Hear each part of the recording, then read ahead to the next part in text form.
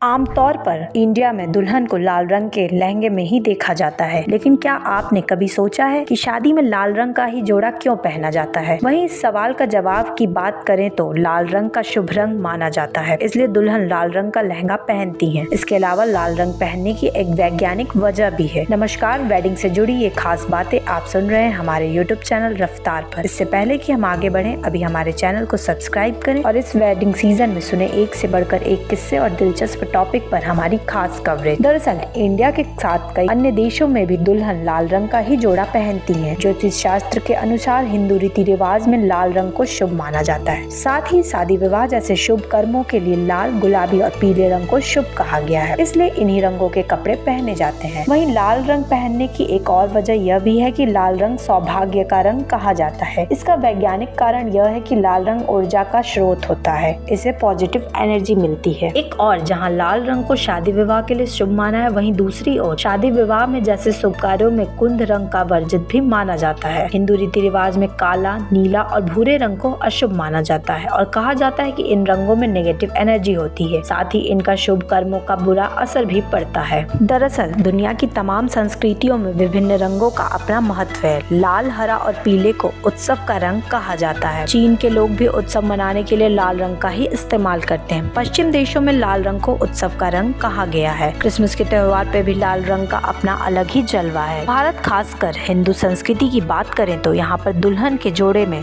लाल, पीला, हरा और सुनहरा रंग दिखता है।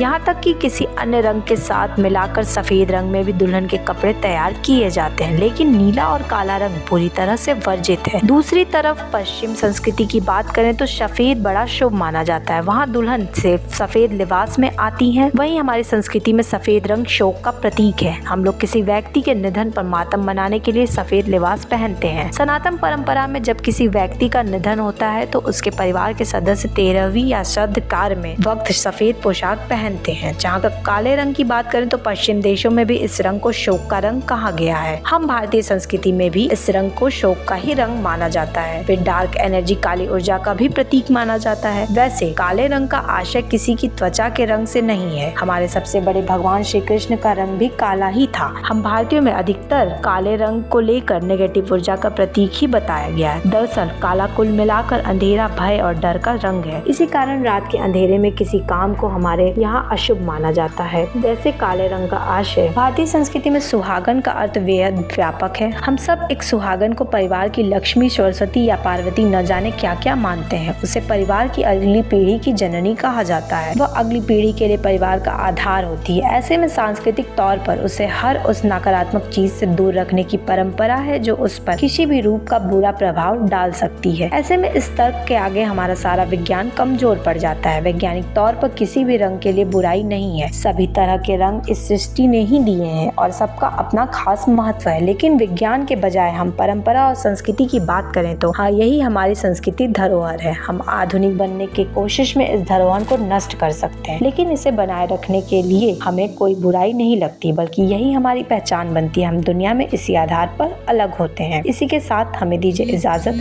फिर हाजिर होंगे जल्द ही एक नए टॉपिक के साथ। आप सुन रहे थे ये खास कवरेज हमारे यूट्यूब चैनल रफ्तार पर।